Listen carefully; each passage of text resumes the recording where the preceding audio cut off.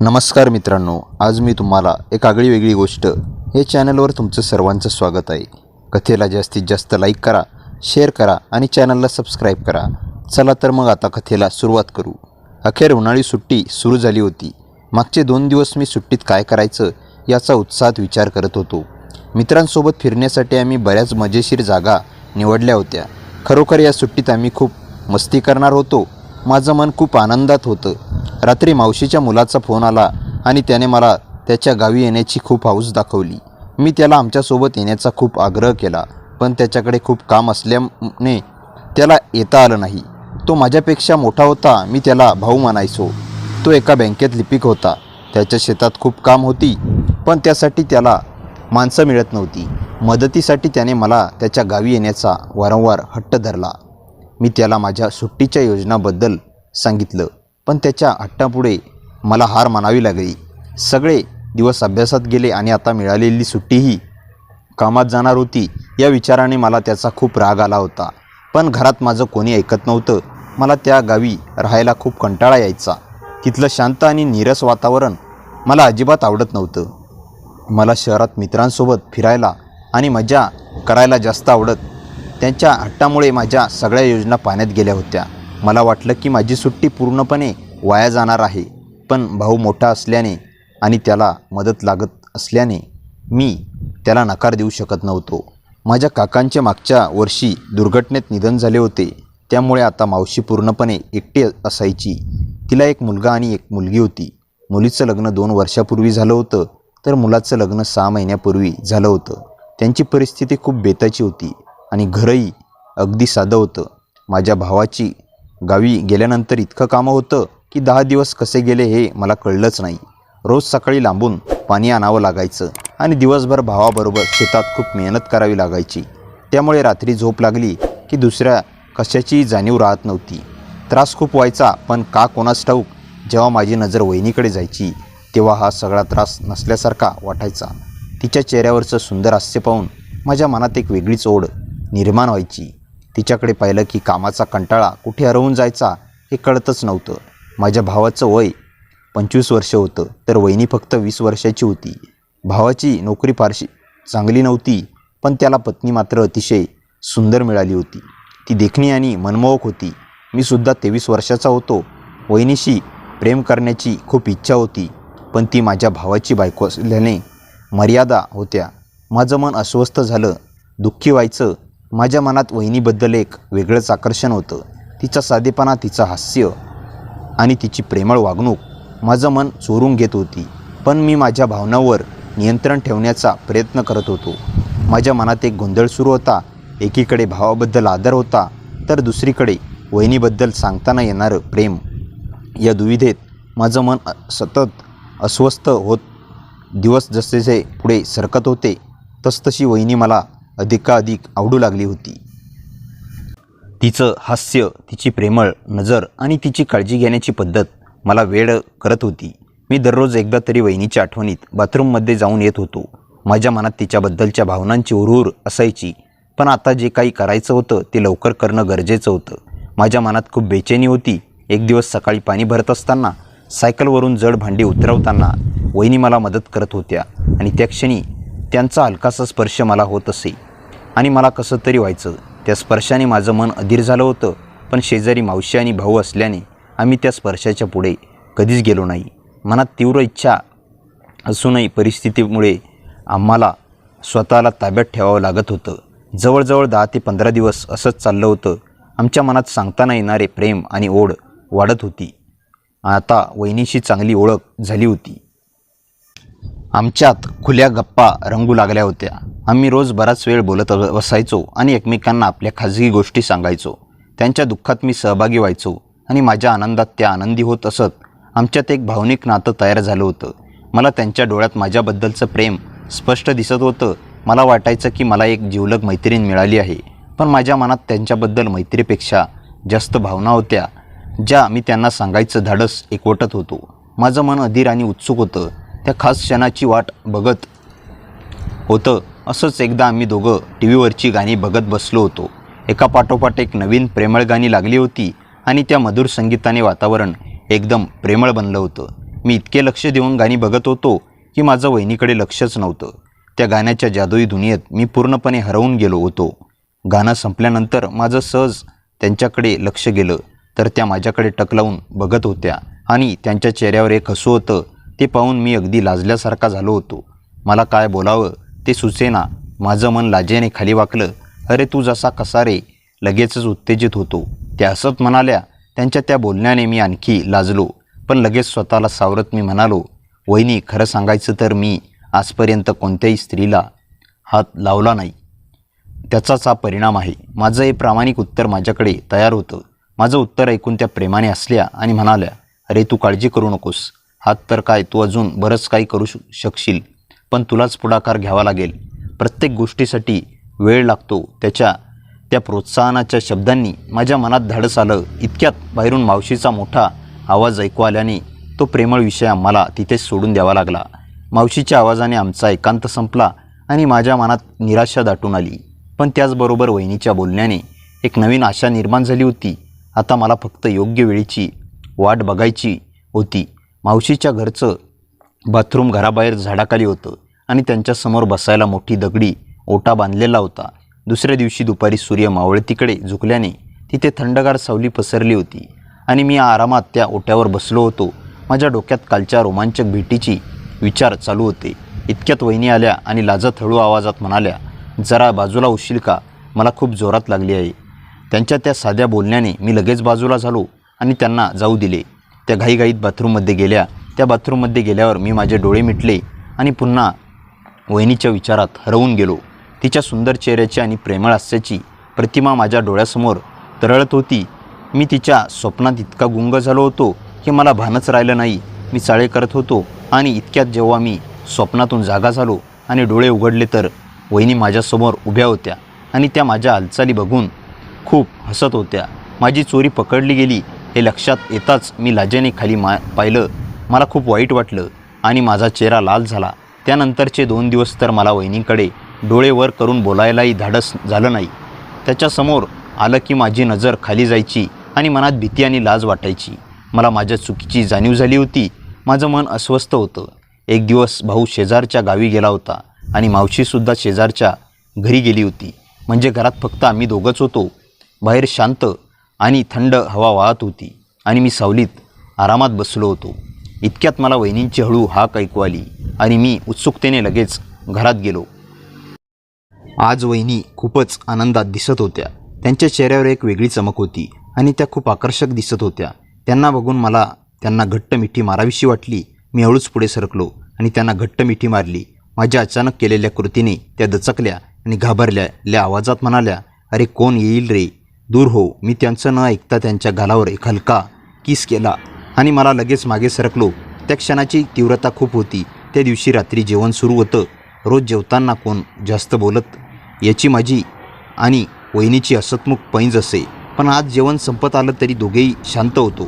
आमच्या मनात कालच्या रोमांचक भेटीचे विचार चालू होते. मी लगेच जेवण संपवलं आणि अस्वस्थ मनाने झोपायला बाहेर अंगणात गेलो. अंगणात चांदणं पसरलं होतं आणि थंड हवा वाहत होती, पण माझ्या मनात विचारांचं वादळ चालू होतं. कालच्या धडधडणाऱ्या क्षणाची आठवण मला बेचैन करत होती. अंगणात झोपायचा प्रयत्न करत असताना मला सारखी वहिनीची असणारी आणि लाजरी मूर्ती आठवत होती. माझ्या मनात तिच्याबद्दलच्या भावनांची खळबळ उठली होती. मला तिला पुन्हा भेटायचं आणि माझ्या मनातलं प्रेम सांगायचं होतं, पण परिस्थितीमुळे मी असहाय्य होतो. रात्रभर उद्या काय करायचं या विचारात मन गुंतून राहिलं. कधी झोप लागली हे मला कळलंच नाही. सकाळी मावशीच्या मोठ्या आवाजाने माझे डोळे उघडले. थोड्या वेळाने मी डोळे चोळत घरात गेलो तर पाहतो काय, तिथे वहिनी एकट्या होत्या आणि खोली स्वच्छ करत होत्या. मावशी कदाचित बाथरूममध्ये गेली असेल. घरात फक्त आम्ही दोघेच असल्याने माझ्या मनात एक वेगळीच ओढ निर्माण झाली. मी हळूच भावाच्या खोलीत डोकावून पाहिलं तर तो सुद्धा शांतपणे गाढ झोपला होता. त्याला काहीही माहीत नव्हतं. माझं मन धडधडू लागलं. आता संधी होती आणि मला ती सोडायची नव्हती. मी हळूच वहिनीजवळ जाऊन तिला घट्ट मिठी मारली, पण त्याच वेळी मावशीचा मोठा आवाज ऐकू आला. आता भाग पडल्याने की सगळं आम्हाला तिथेच थांबवावं लागलं. मावशीचा आवाज ऐकून मला निराशा झाली आणि पुन्हा मला बाजूला व्हावं लागलं. माझ्या मनात अर्धवट राहिलेली इच्छा आणि उत्साह भरून आला होता. आता मावशी कधी जाते आणि आम्हाला एकांत कधी मिळतो याची मी उत्सुकतेने वाट पाहू लागलो. माझं मन अस्वस्थ झालं होतं. आज मी आणि भाऊ थोडं लवकरच शेतात गेलो होतो. सकाळच्या थंड हवेत काम करायला खूप बरं वाटलं. दुपारच्या वेळी झाडाखाली बसल्यावर तो अचानक म्हणाला, अरे मंगेश, मी घरी जातो, मला थोडं महत्त्वाचं काम आहे. माझं उत्तर तयार होत, ठीक आहे तू जा. मला त्याच्या बोलण्यावर थोडं आश्चर्य वाटलं, पण त्याच्या चेहऱ्यावरची घाई बघून मी जास्त विचारलं नाही. खरं सांगायचं तर तो घरी जात का होता हे मला चांगलंच माहीत होतं. भावाच्या शेताचा वाद चालू होता आणि त्याची हायकोर्टात सुनावणी सुरू होती. त्यासाठी त्याला 6 दिवस मुंबईला जावं लागणार होतं आणि एवढे दिवस तो वहिनीपासून दूर राहू शकत नव्हता. त्याच्या प्रेमाची ओढ दोघांनाही होती हे मी जाणत होतो. त्या गेल्यानंतर मी लगेच वहिनीला फोन लावला आणि हसत सांगितलं, आज तुमची मजा आहे. माझ्या बोलण्याचा अर्थ तिला लगेच समजला नाही. तिने उत्सुकतेने विचारलं, कसं काय? त्यावर मी गुपचूप म्हणालो, कळेल थोड्या वेळात. माझ्या त्या गुपिताच्या बोलण्याने तिच्या मनात उत्सुकता निर्माण झाली. मी फोन ठेवला. मी जेव्हा घरी परतलो तेव्हा भाऊ सामान आवरून जायला तयार होता. बसची वेळ झाली होती म्हणून मी त्याला तिथे गाडीवर सोडायला गेलो. जाताना आमच्यात बोलणे चालू होतं. त्याच्या चेहऱ्यावर वहिनीला भेटायची ओढ आणि मुंबईला जायची काळजी दोन्ही दिसत होती. त्याला सोडायला जाताना माझं मन थोडं अस्वस्थ होत होतं. एकीकडे भाऊ दूर जाणार होता याची जाणीव होती, तर दुसरीकडे आता वहिनी घरी एकट्या असणार होत्या या विचाराने मनात एक वेगळी ओढ आणि उत्साह भरून आला होता. मी त्याला शुभेच्छा दिल्या आणि तो बसमध्ये बसल्यावर मी धडधडत्या मनाने घराकडे परतलो. आता घरी काय होणार याची उत्सुकता मला चैन पडू देत नव्हती. जाताना भाऊ मला काळजीने म्हणाला, अरे मंगेश, मी बरेच दिवस जातोय, तेव्हा आता घरी तू एकटाच मुख्य पुरुष आहेस. आईकडे आणि तुझ्या वहिनीकडे चांगलं लक्ष ठेव. मी त्या दोघींना अगदी फुलासारखं सांभाळतो बघ. त्यांच्या बोलण्यात जबाबदारीची जाणीव होती. तो पुढे म्हणाला, आईच्या आजारपणाकडे दुर्लक्ष करू नकोस आणि तुझी वहिनी नाजूक आहे, तिला दुःख होईल असं वागू नकोस. जर काही कारणाने आईला बाहेर जावं लागलं तर वहिनीची नीट काळजी घे. त्यांच्या त्या हक्काच्या आणि प्रेमळ शब्दाने माझं मन भरून आलं. मी त्याला हसत म्हणालो, भाऊ, तू असा परक्यासारखा उपदेश करू नकोस. मी याच घरातला आहेस हे तू विसरू नकोस. तू शांतपणे जा आणि व्यवस्थित परत ये. मी रोज तुला इकडची बातमी कळवत राहीन. माझ्या त्या आश्वासक शब्दांनी त्याला थोडा आधार मिळाला. चल मग, शुभ प्रवास, येतो मी, असं म्हणून बस आली आणि त्याला गाडीत बसून मी जेव्हा परतलो तेव्हा जेवणाची वेळ झाली होती. म्हणून मी येताच आम्ही सगळे जेवायला बसलो. आज वहिनी माझ्याकडे बघून सारखी लाजत होत्या. त्यांच्या चेहऱ्यावर एक वेगळी चमक होती आणि डोळ्यात प्रेमळ भाव दिसत होता. त्यांच्या त्या नजरेने माझं मन अधीर झालं होतं. मला कालच्या रोमांचक भेटीची याद झाली आणि माझ्या मनात एक हुरहुर निर्माण झाली. जेवताना आमचे डोळे अनेकदा भेटले आणि त्या शांत नजरेतून आमच्या मनातलं सांगता न येणारं प्रेम आणि ओढ स्पष्टपणे जाणवत होतं. माझं मन आता फक्त रात्रीच्या एकांताची आतुरतेने वाट बघत होतं. जेवण झाल्यावर मी मावशीला म्हणालो, मावशी, शेतातील मोटर कशामुळे तरी बिघडली आहे. तिच्या फुटबॉलमध्येच पाणी थांबत नाही, त्यामुळे पाईपमध्ये शेण मिसळलं पाणी रोज भरल्याशिवाय ती चालूच होत नाही. माझ्या बोलण्यात काळजी आणि अडचण होती. मी पुढे म्हणालो, आणि हे पाणी एकट्याने भरता येत नाही. भाऊ होता तेव्हा काही अडचण नव्हती, पण आता माझ्यासोबत सकाळी शेतात तुम्हालाच यावं लागेल. माझ्या त्या विनंतीवर मावशी थोडी विचारात पडली. मावशी हळू आवाजात म्हणाली, अरे बाळा, माझं आता वय झालं आहे, मला अशी जड कामं जमत नाही रे. तू तुझ्या वहिनीला घेऊन गेलास तर बरं होईल. तुझ्या भाऊ नसल्याने तिला घरी एकटेपणा जाणवेलच. त्याच्या बोलण्यातच माया आणि समजूतदारपणा होता. मावशी पुढे म्हणाली, मग तू तिला सगळं शेत दाखवायला घेऊन जा. तिलाही थोडा बदल मिळेल आणि तुमचं कामही होईल. त्याच्या त्या सूचनेने माझ्या मनात आनंद झाला. मी लगेच वहिनीकडे बघितलं आणि उत्सुकतेने विचारलं, ठीक आहे मग वहिनी, आपण पहाटे 5 वाजता जाऊया, कारण शेताला लवकर पाणी सोडावं लागेल. वीज कधी जाईल याचा नेम नाही. रात्रीचे 9:30 वाजले होते आणि आज वहिनींना जास्त काम नव्हतं, त्यामुळे आम्ही दोघं हळूहळू बोलत बसलो होतो. मावशी बाहेर अंगणात शांतपणे बसली होती. घरात फक्त आमचा हळू आवाज घुमत होता आणि वातावरणात एक शांतता आणि वेगळीच ओढ निर्माण झाली होती. माझ्या मनात उद्याच्या सहलीची आणि वहिनींची एकांताचे विचार चालू होते. माझं मन अधीर झालं होतं. माझं मन अस्वस्थ झालं आणि मी हळूच वहिनीला जवळ ओढलं आणि तिला किस केलं. आणि थोडा वेळ किस केल्यावर मग दुसऱ्या दिवशी लवकर जायचं होतं, म्हणून आम्ही थोड्या वेळाने झोपायला गेलो. पण मला तिच्या विचाराने झोप येईना, कारण सकाळच्या भेटीची आस मला लागली होती. मी पहाटे 4:45 वाजता उठलो. घरात कोणीच उठलं नव्हतं. मी लगेच मावशीला उठवलं आणि आम्ही जात असल्याचं सांगितलं. ती म्हणून लगेच झोपली. वहिनी मात्र शांतपणे झोपल्या होत्या. खरोखर किती सुंदर दिसत होत्या त्या. मी त्यांना हळुवारपणे हलवत उठवलं आणि त्या 10 मिनिटात तयार होऊन माझ्या मागे गाडीवर बसल्या. सगळं गाव शांत झोपेत होतं. आम्ही दोघेही त्या शांत वातावरणात शेताच्या दिशेने निघालो. जाताना जिथे खड्डा यायचा तिथे मी मुद्दाम जोरात ब्रेक मारायचो आणि आम्ही एकमेकांच्या जवळ यायचो आणि मजा यायची.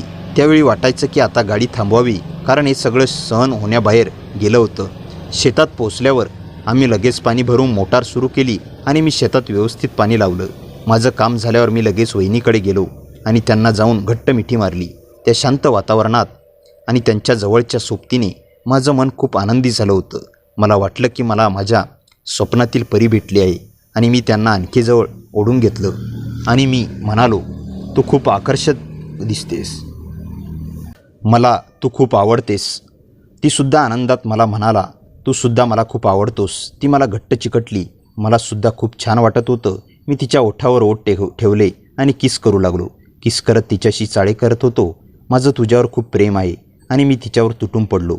मग माझा छोटा मंगेश त्याच्या कामाला लागला आणि आम्ही दोघेही त्या रंगीत सागरात बुडून गेलो होतो. आम्ही दोघेही त्या क्षणाचा भरपूर आनंद घेत होतो आणि एका नव्या आणि रोमांचक अनुभवाच्या दिशेने जात होतो.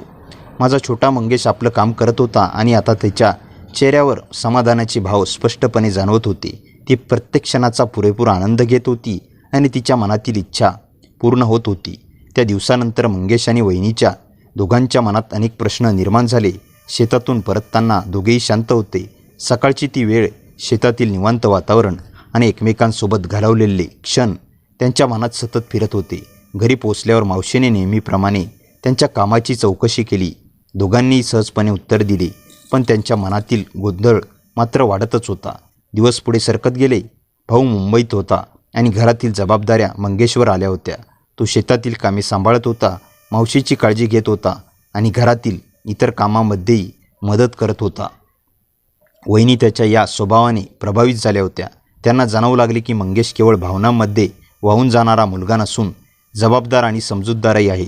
एका संध्याकाळी अंगणात बसून दोघे गप्पा मारत होते. आकाशात चांदण्या चमकत होत्या आणि गावात शांतता पसरली होती. वहिनी हळू आवाजात म्हणाल्या, मंगेश, काही वेळा मनाला वाटणाऱ्या गोष्टी आणि योग्य गोष्टी यात खूप फरक असतो. त्यांच्या त्या वाक्याने मंगेश काही क्षण गप्प झाला. तो म्हणाला, मला माहिती आहे, पण काही भावना अशा असतात की त्यांना दुर्लक्ष करणं कठीण जातं. वहिनी त्याच्याकडे पाहत राहिल्या. त्याच्या डोळ्यात माया होती, पण त्याचबरोबर एक चिंता देखील होती. दुसऱ्या दिवशी भावाचा फोन आला. त्याने घरातील सगळ्यांची विचारपूस केली. मंगेशशी बोलताना तो म्हणाला, तू आहेस म्हणून मला काळजी वाटत नाही. हे शब्द ऐकून मंगेशच्या मनात अपराधीपणाची भावना निर्माण झाली. त्याला भावाचा विश्वास आठवू लागला. त्या रात्री त्याला बराच वेळ झोप आली नाही. पुढील काही दिवसात त्याने स्वतःला कामात गुंतवून घेतले. वहिनीशी तो आदराने आणि अंतर ठेवून वागू लागला. वहिनींनाही त्याच्या मनातील संघर्ष समजत होता. अखेर 6 दिवस संपले आणि भाऊ परत गावात आला. त्याला पाहून मावशीच्या चेहऱ्यावर आनंद झळकला. वहिनीही आनंदी दिसत होत्या. मंगेश मात्र शांतपणे हे सर्व पाहत होता. त्याला जाणवत होते की आयुष्यात काही भावना मनातच ठेवाव्या लागतात. त्या संध्याकाळी तो एकटाच शेताच्या बांधावर जाऊन बसला. मावळत्या सूर्याच्या प्रकाशात त्याने मागील काही दिवसांचा विचार केला. त्याच्या आयुष्यातील हा काळ त्याला खूप काही शिकवून गेला होता. त्याने एक दीर्घ श्वास घेतला आणि मनाशी ठरवलं की आता पुढे स्वतःच्या आयुष्याचा नवा मार्ग शोधायचा. पण नियतीने त्याच्यासाठी आणखी एक अनपेक्षित वळण राखून ठेवले होते.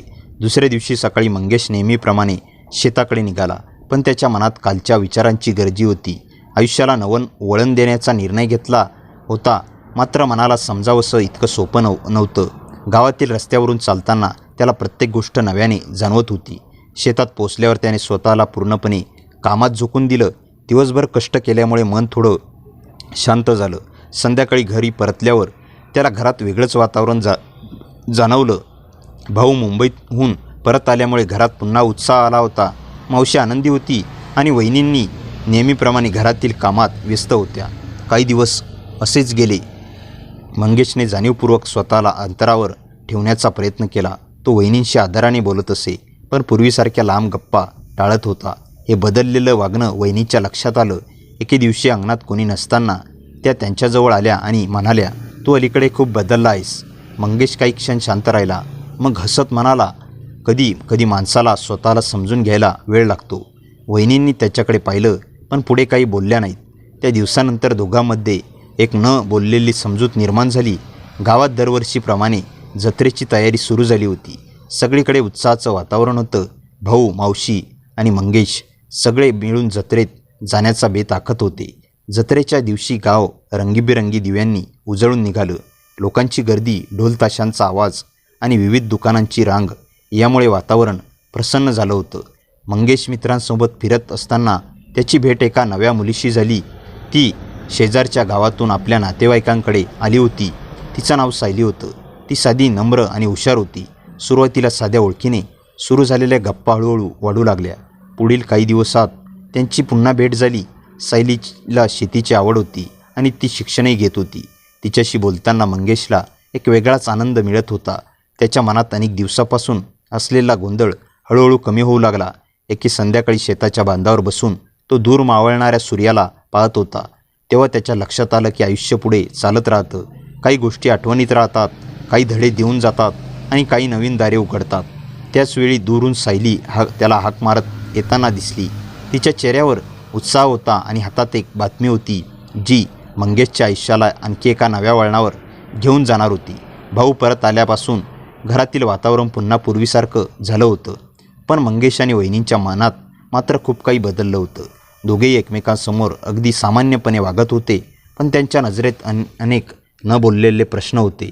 दिवस जात होते, मात्र त्या दोघांच्या मनातील भावनांचा गुंता सुटत नव्हता.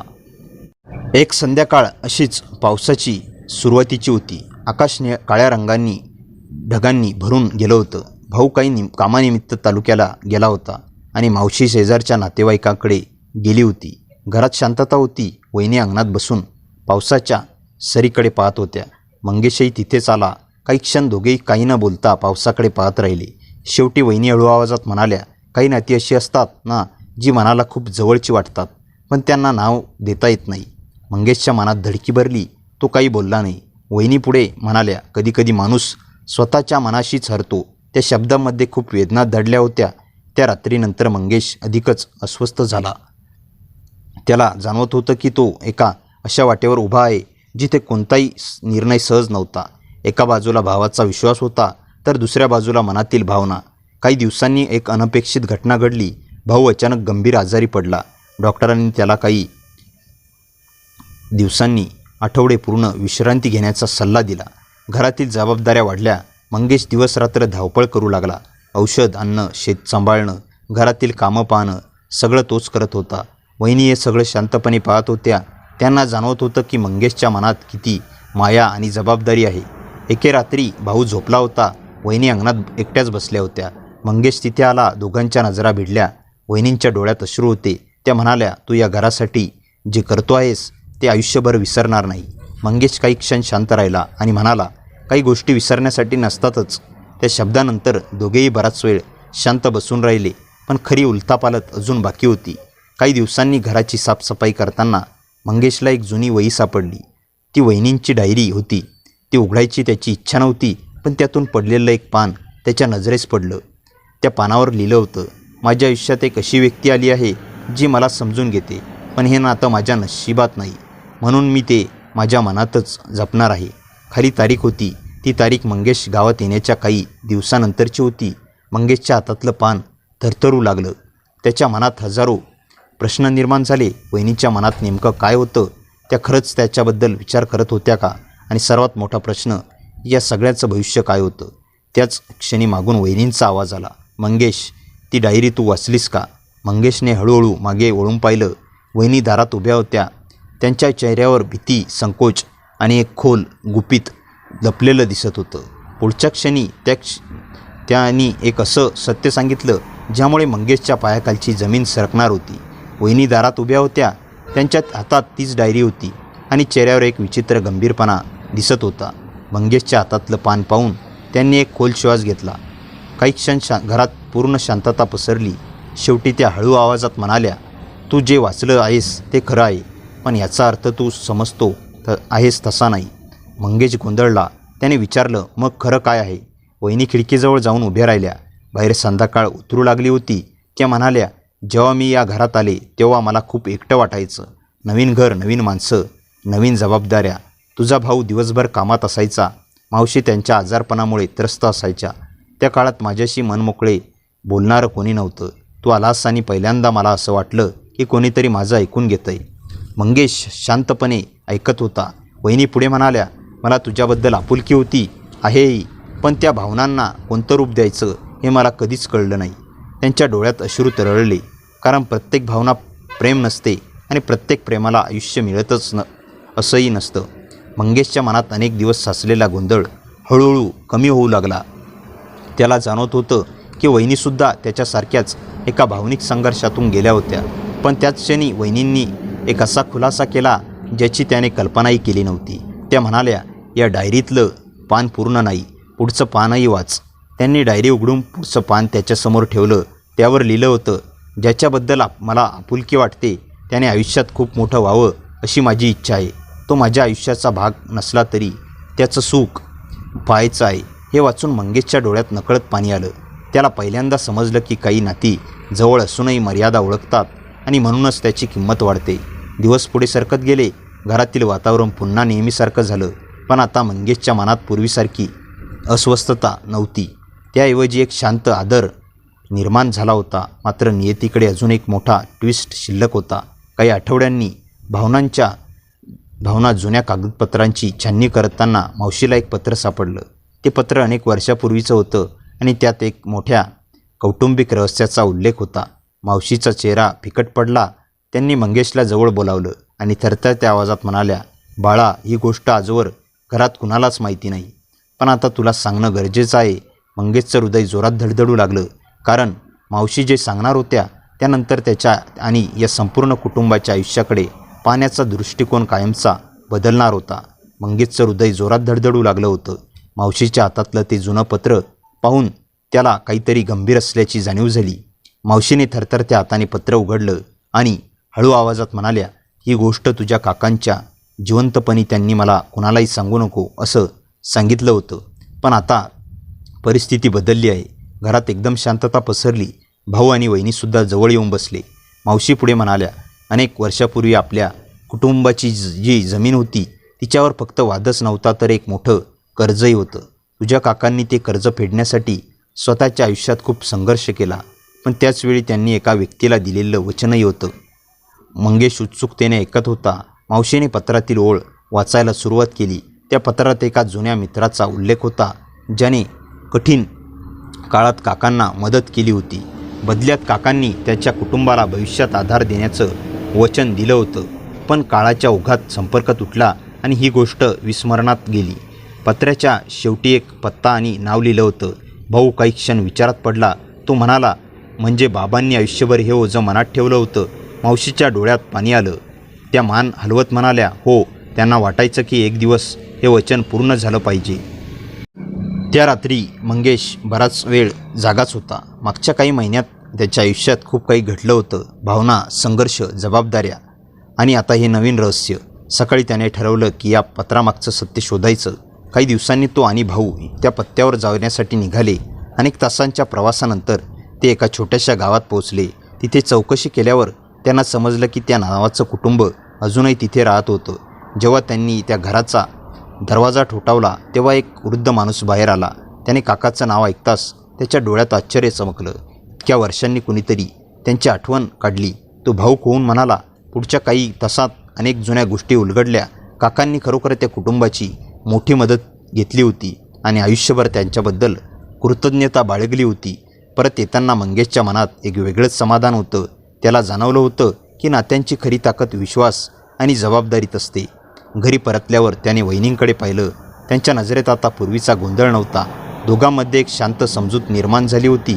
काही भावना काळाच्या ओघात बदलतात, पण आदर आणि आपुलकी टिकून राहते. मात्र कथा इथे संपली नव्हती. कारण गावात परतल्यानंतर दुसऱ्याच दिवशी तलाठी आणि काही अधिकारी त्यांच्या घरी आले. त्यांच्या हातात काही नवीन कागदपत्रं होती आणि त्या कागदपत्रांमध्ये काकांच्या नावावर असलेल्या जमिनीबद्दल अशी माहिती होती जी आजवर कुणालाही माहिती नव्हती. ती बातमी ऐकताच भाऊ, मावशी, वहिनी आणि मंगेश सगळेच अवाक झाले. कारण त्या एका शोधामुळे संपूर्ण कुटुंबाचं भविष्य बदलण्याची शक्यता निर्माण झाली होती.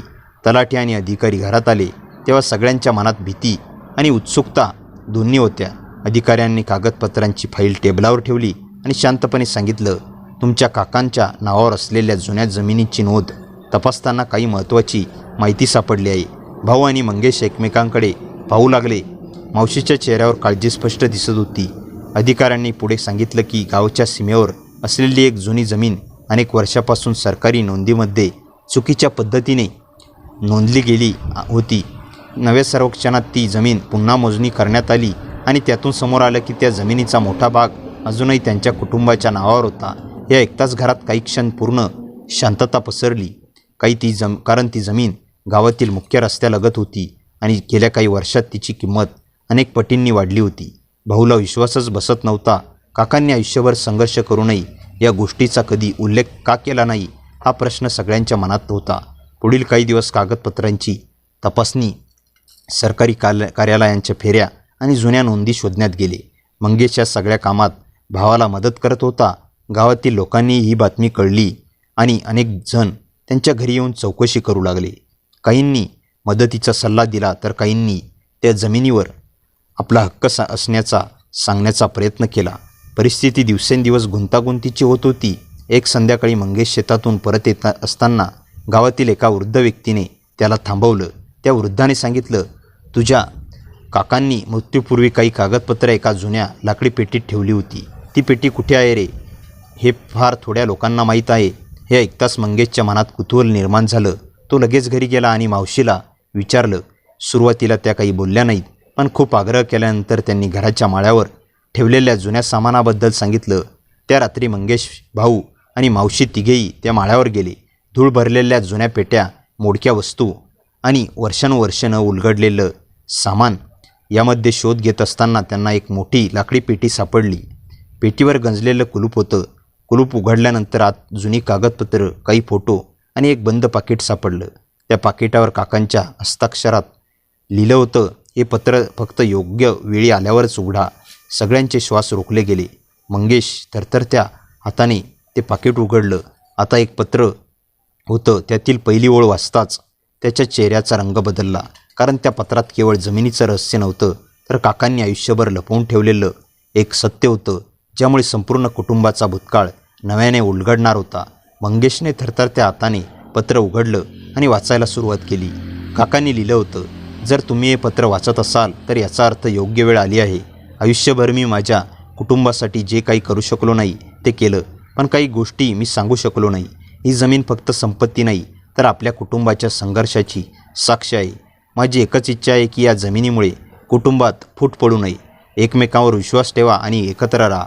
पत्रात पुढे त्या जमिनीबाबतचे सर्व पुरावे, नकाशे आणि कायदेशीर कागदपत्रे होती. त्यामुळे अनेक वर्षाचा वाद संपुष्टात आला. काही महिन्यांच्या प्रयत्नानंतर जमीन अनधिकृतपणे त्यांच्या कुटुंबाच्या नावावर आली. त्या जमिनीचा काही भाग विकण्यात आला आणि त्यातून मिळालेल्या पैशाने कुटुंबाची आर्थिक परिस्थिती पूर्णपणे बदलली. भावाने शेतासाठी नवीन साधने घेतली, मावशीच्या उपचारांची योग्य व्यवस्था केली आणि घराची दुरुस्ती केली. गावात पुन्हा त्यांच्या कुटुंबाचा मान वाढला. या सर्व घडामोडीमध्ये मंगेशही अधिक जबाबदार आणि परिपक्व झाला होता. एक संध्याकाळी तो घराच्या अंगणात बसला होता. सूर्य मावळत होता. वहिनी पाणी घेऊन त्याच्याजवळ आल्या. दोघे काही क्षण शांत राहिले. अनेक आठवणी त्यांच्या मनात तरळून गेल्या. शेवटी वहिनी हलकसं हसत म्हणाल्या, काही गोष्टी आयुष्यात घडतात, पण त्या कायमच्या आपल्या नसतात. त्या फक्त आपल्याला काही शिकवून जातात. मंगेशने त्याच्या डोळ्याकडे पाहिलं आणि मान हलवली. आता त्यांच्या मनात पूर्वीसारखा गोंधळ नव्हता. त्याला समजलं होतं की प्रेम म्हणजे फक्त कोणाला मिळवणं नसतं. कधीकधी त्यांचा आदर राखणं आणि योग्य गोष्ट निवडणं हेही प्रेमाचंच रूप असतं. वहिनी त्याच्यासाठी नेहमीच एक जिव्हाळ्याची आठवण राहणार होत्या, पण त्याचबरोबर हा त्यांच्या भावाची पत्नी आणि या घराचा सन्मान होत्या. त्याने त्या नात्याचा आदर करण्याचा निर्णय घेतला. काळ पुढे सरकत गेला. मंगेशने पुढील शिक्षण पूर्ण केलं आणि स्वतःच्या पायावर उभा राहिला. घरात आनंद परतला. मावशी निश्चिंत झाल्या. भाऊ आणि वहिनींच्या संसारातही सुख आणि समाधान वाढलं. एके दिवशी मंगेश गाव सोडून नवीन आयुष्याची सुरुवात करण्यासाठी निघाला. घराबाहेर पडताना त्याने मागे वळून पाहिलं. अंगणात मावशी उभ्या होत्या. भाऊ हसत होता आणि वहिनींच्या चेहऱ्यावर आशीर्वादासारखं स्मित होतं. मंगेश असला काही नाती आयुष्यात अपूर्ण राहतात, पण त्यांची आठवण मात्र मनात कायमची जिवंत राहते. त्या आठवणींसोबत त्याने नव्या प्रवासाला सुरुवात केली आणि अशा प्रकारे संघर्ष, भावना, जबाबदारी आणि समजूतदारपणाचा हा प्रवास एका शांत आणि समाधानकारक शेवटाला पोहोचला. तर मित्रांनो, कथा कशी वाटली कमेंट करा. व्हिडिओ आवडला असेल तर व्हिडिओला लाईक करा. चॅनलवर नवीन असाल तर चॅनलला सबस्क्राईब करा. चला तर मग पुन्हा भेटूया अशाच नवीन व्हिडिओमध्ये. धन्यवाद.